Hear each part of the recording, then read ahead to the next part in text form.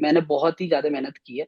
शाहरुख खान का एक कोट है जो मेरे को बहुत ज्यादा रिलेट होता है। जब भी कोई काम करो ऐसे करो कि काम को गर्व हो कि किसने मेरे को किया है। सर मैं पहले आपको रीजनिंग का बता देता हूँ। मेरे रीजनिंग में यही वाली मेरे सीटिंग अरेंजमेंट बिल्कुल जीरो था। सर्कल, हाँ double row, single row, uncertain हाँ। बिल्कुल जीरो। मेरे से होते ही नहीं थे क्वेश्चन। ठीक है। सिटिंग फ्लैट फ्लोर में मैं 3x2 तक भी बना लेता था बिना हम्म। वेरिएबल वाले। ओके। लेकिन सिटिंग अरेंजमेंट के क्वेश्चन मैंने आपकी क्लास के 2 बार 3 बार बहुत बार सर ये चीज मैंने आपसे ही सीखी है। आपने हमेशा कहा है कि ओवरऑल स्कोर पे ध्यान देना है, कभी भी ये नहीं सोचना कि रीजनिंग में 60 में से 60 नंबर लेके आने, जो आ ही नहीं सकते सर। गेम सिर्फ दो तीन ये माइंडसेट का कि मैं कर लूंगा। अगर कोई ये सोच रहा है वैकेंसी कम है तो वो पहले ही कंपटीशन से बाहर हो गया है। Unacademy, let's crack it. Hello Mohit, कैसे हो? Hello sir, how I am fine. I am good too. और आपको देखकर और अच्छा लग रहा है। तो सबसे पहले तो कॉन्ग्रेचुलेशन वंस अगेन। ढेर सारी शुभकामनाएं थैंक यू। आपको और आपके परिवार को। Thank you sir. तो भाई, सबसे पहले तो जो बच्चे इस समय इस वीडियो को देख रहे हैं, एसबीआई पीयू का रिजल्ट आया है, जहां लाखों लोगों से कॉम्पीट करने के बाद फाइनली एक सीट मेरठ के मोहित ने ले ली है। और आज हम इनसे जानेंगे इनकी सक्सेस स्टोरी कि इतने लाखों लोगों में पहले यहाँ तक पहुँचना, मेंस तक पहुँचना अपने आप में बड़ी बात है। प्री निकालना, मेंस तक पहुँचना, मेंस निकालना, इंटरव्यू निकालना, और आज आपके सामने आना। तो भाई मोहित, सबसे पहले तो बताइए अपने बारे में कुछ। सर मैंने बैंकिंग प्रिपरेशन लास्ट ईयर अक्टूबर से स्टार्ट की थी। तब मैं आपको नहीं जानता था। तब मैं किसी और टीचर को फॉलो करता था।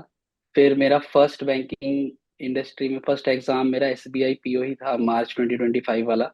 उसमें मेरा प्रीलिम्स क्लियर नहीं हुआ था।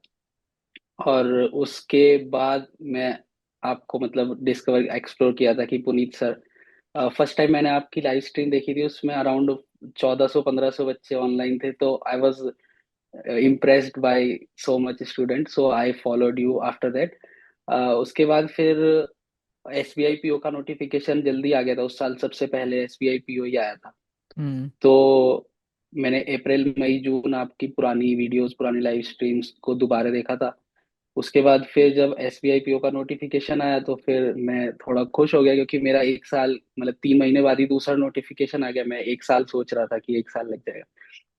उसके बाद फिर आपने भी सिर्फ पीओ लेवल ही पढ़ाना शुरू कर दिया था, क्योंकि वो आरआरबी और क्लर्क वगैरह सब शिफ्ट हो गया था। तो सिर्फ जो आपका रेगुलर कंटेंट आता था उसको ही फॉलो करता था मैं। रीजनिंग में मैंने आपके अलावा किसी को उस मतलब फर्स्ट अटेम्प्ट के बाद किसी को नहीं देखा रीजनिंग में आपके अलावा। और किसी को भी मैं यही सजेस्ट करूंगा कि अगर कोई आपको फॉलो नहीं भी करता है और रीजनिंग में उसको दिक्कत हो रही है, ही और she should give you a one one week try and follow you judiciously. Like जो भी आप कह रहे हो उसको ट्राई करना चाहिए। अगर इम्प्रूवमेंट दिखता है तो ही और she will see the difference by themselves. ये मैं गारंटी कर सकता हूँ। और इसमें कोई मतलब ऐसा शुगर कोट वाली बात नहीं है। ये जो सच है वो सच है। You are a good best reasoning teacher. Thank you so much.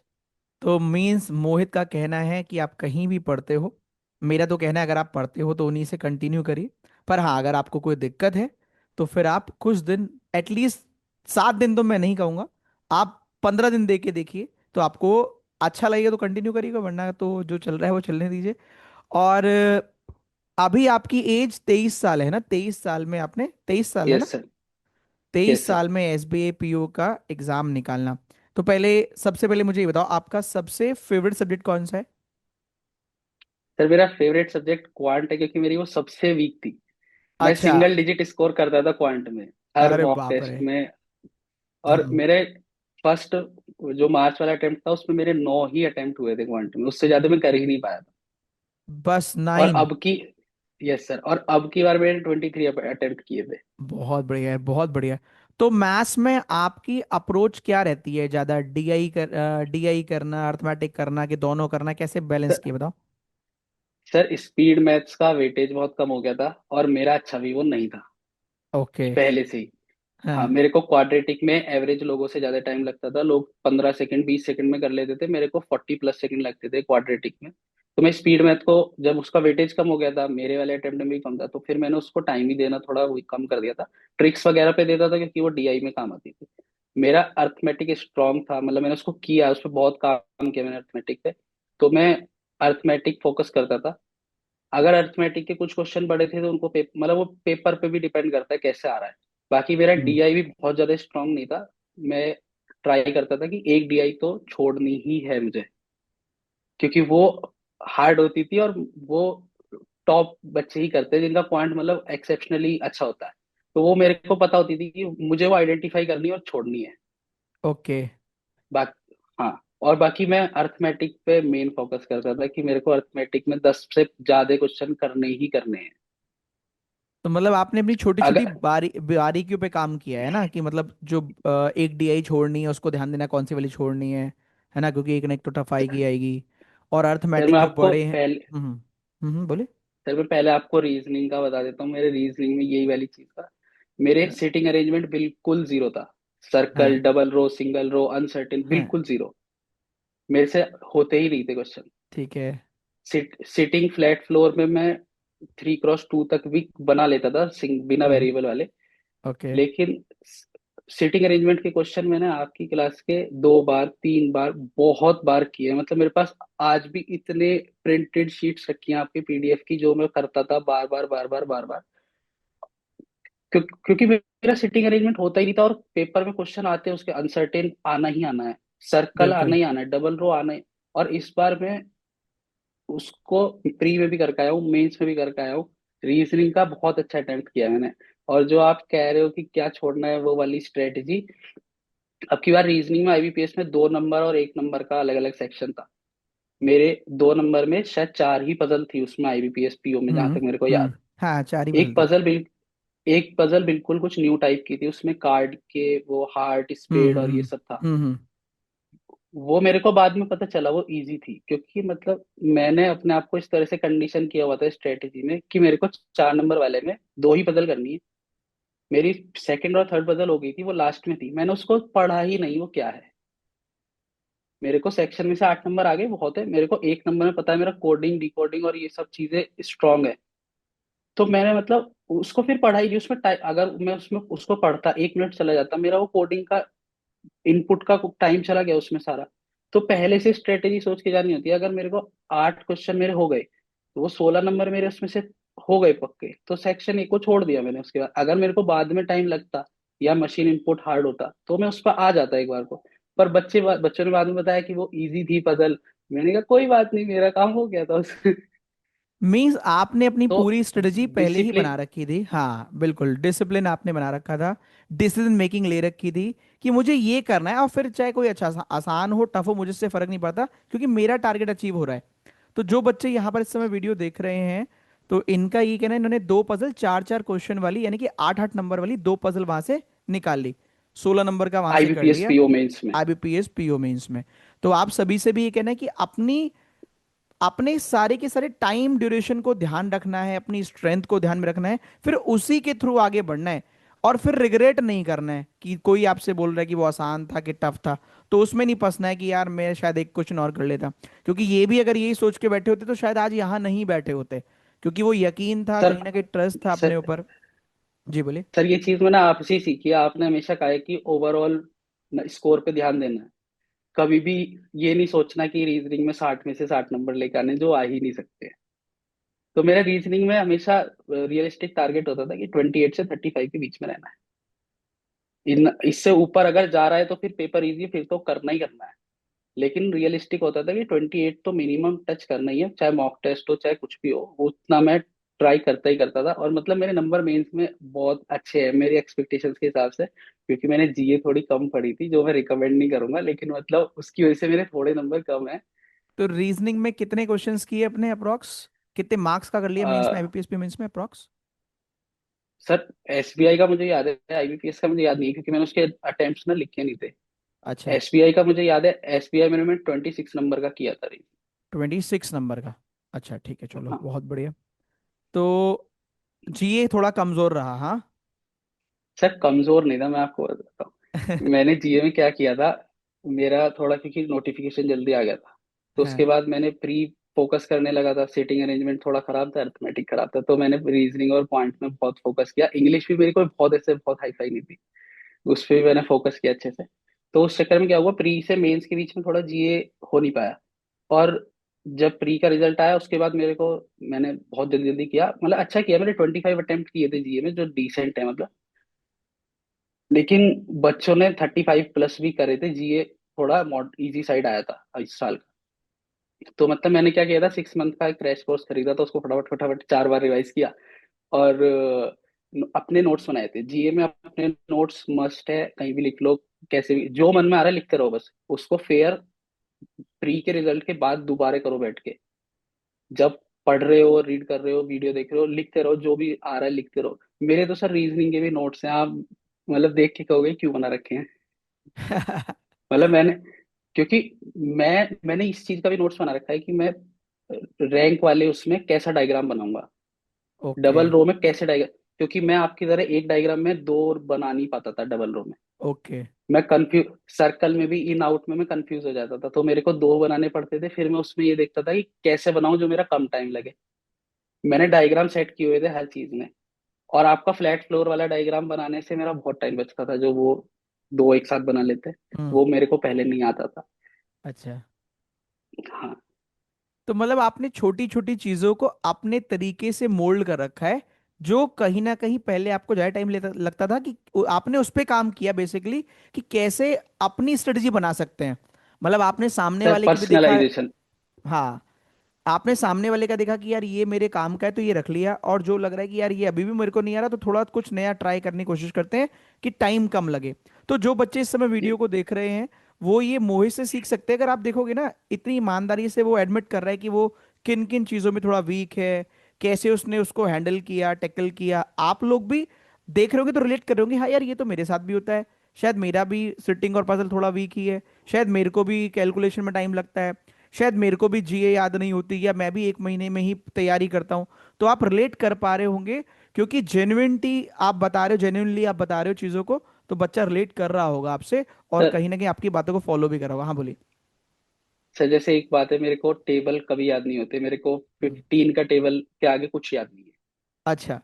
कभी कभी नहीं। और 23 प्राइम नंबर के टेबल्स बहुत इंपॉर्टेंट होते हैं, इसीलिए मेरा क्वाड्रेटिक नहीं होता था। क्योंकि क्वाड्रेटिक में प्राइम के वो 17 19 ऐसे वाले आ जाते हैं, मेरे से वो नहीं होता। ठीक है। तो मेरे को क्या करना होता था, मैं अर्थमेटिक की अप्रोच पे फोकस करता था कि मेरी अप्रोच एकदम क्रैक हो जाए, जो अगर मेरे को एक मल्टीप्लाई करना भी पड़े तो मैं उसको पेपर पे कर लूँ।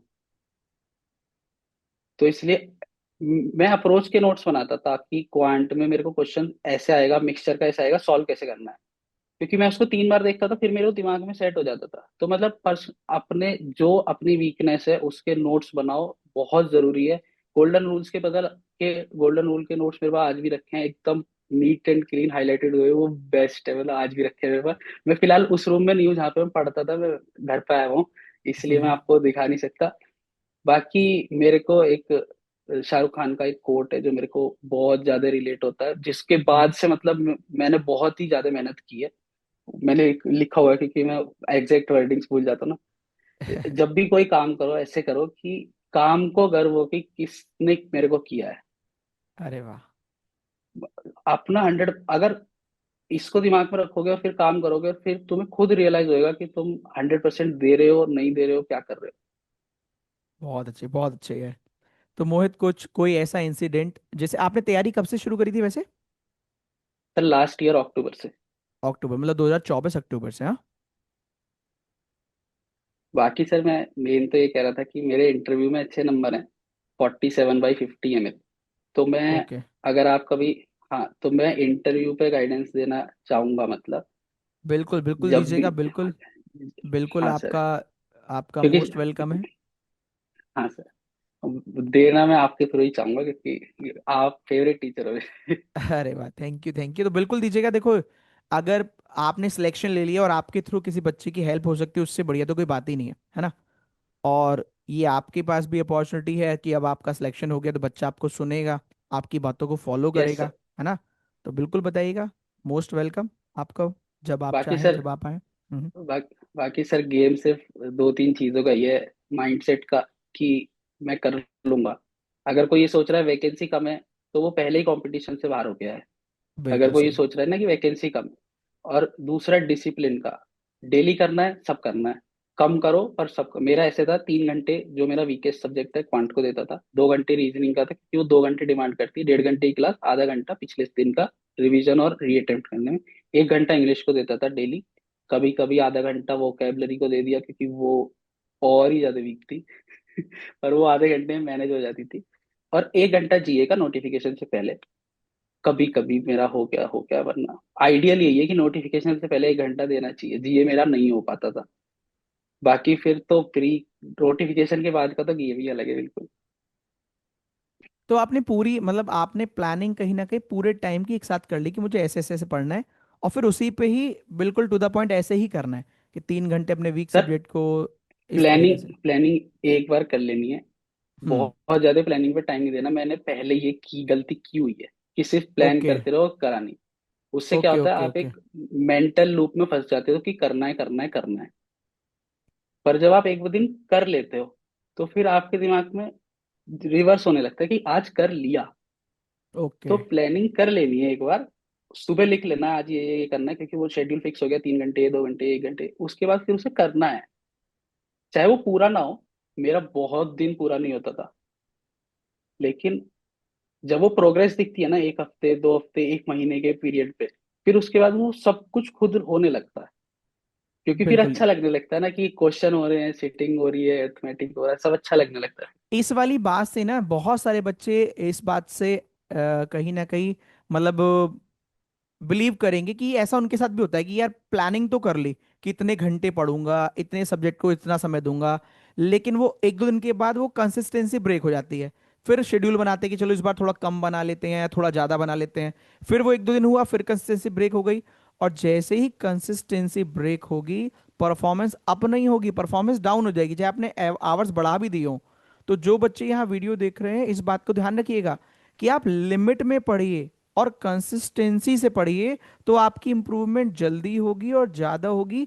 ज्यादा पढ़ने से इंप्रूवमेंट नहीं आएगी कि आप 18-18 घंटे पढ़ लें 4 दिन और फिर 2 दिन ना पढ़ें, तो उससे कोई बेनिफिट नहीं होने वाला। आप पढ़िए, रेगुलर पढ़िए और टारगेट उतना रखिए जितना आपको लगता है कि इतना आप अचीव कर सकते हैं। और ऐसा भी नहीं हो कि टारगेट आप एक ही घंटे ही लगाएं, क्योंकि पता लगा एग्जाम तक आपका सिलेबस ही पूरा नहीं हो पा रहा है। तो टारगेट भी वो रखिएगा कि आप उसको अचीव कर पाए और उससे आपका गोल अल्टीमेट अचीव हो पाए, जो भी है वो, चाहे वो पीओ बनने का है, चाहे क्लैरिकल जॉब लेने का है, जो भी XYZ आपका गोल है। तो रीजनिंग के लिए, जैसे अब मैं रीजनिंग की आपसे बात करूं, तो रीजनिंग में आपने जो जो चीज़ें बताई हैं उसमें भी एग्जाम पर्सपेक्टिव से भी आपने बता दिया कि मैं अपने अपने थोड़े फंडे लगाता था, थोड़ी चीज़ें आपके देखता था, आपने नोट्स भी कैरी कर लिए। जैसे इनपुट और कोडिंग हो गया, वो काफ़ी बच्चों से होता है, काफ़ी से नहीं होता है, तो आपके लिए वो कैसे आपने हैंडल किया, इनपुट और कोडिंग? यार मेरे से भी नहीं होता था। जब मैं आपकी क्लासेस देखता था ना, तो मतलब आप 5 मिनट भी देते थे करने के लिए। मेरे से वो जो अल्फाबेट का होता है ना, 3 वाला सिंबल, लेटर, वो वाला, वो मेरे हाँ से हाँ। होता ही नहीं था। आपने बताया क्लास में कि वो कॉपी बनानी है, लिखना है, मैंने वो लिखे। मैंने उनको देखा। प्राइम प्राइम का फंडा सबसे देर में क्लिक होता है। अगर उसको कोई ना लिखे 3 बार और 3 बार, प्राइम क्लिक नहीं होता, कुछ भी कर लो नहीं होता। हाँ। प्राइम का रिवर्स हो जाता है कि प्राइम अल्फाबेट उसका रिवर्स हो गया, प्राइम क्लिक नहीं होता ठीक जब है। तक उसकी प्रैक्टिस ना हो। अल्फाबेट रिवर्स, मतलब मैंने नोट्स बनाए सर। आपने जो कह दिया ना रीजनिंग में, वो मैंने किया है। सिंपल है। उसमें फिर इफ एंड बट नहीं है कि यार ये तो मैं कर लूंगा, मैनेज हो जाए, उसमें कोई इफ एंड बट नहीं है। जिस दिन मेरे मत से सिर्फ एक पजल नहीं बनी, मैंने वो एक ही दोबारा करी है। जिस दिन 7 नहीं बनी, 7 दोबारा करी है। मीन्स आपने वो वर्डिंग का कहीं ना कहीं वैल्यू किया है, जो भी टीचर ने बोला उसकी वर्डिंग का वैल्यू किया है।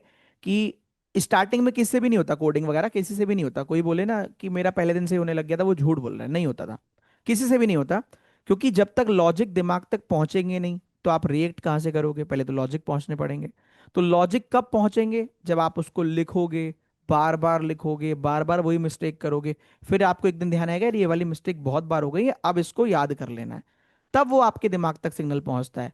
तो कोई भी बच्चा इस वीडियो को देख रहा है, जिसे मोहित ने कहा कि जब एक पजल नहीं हुई तो उसको एक बार एक ही क्वेश्चन किया, लेकिन जब 5 6 7 भी नहीं हो रही उसको भी दोबारा करना है। यही एक मूल मंत्र है सफलता का। धीरे धीरे आपके होने वाले क्वेश्चन ज्यादा हो जाएंगे और ना होने वाले कम, और यही जर्नी है आपके सिलेक्शन का सफर।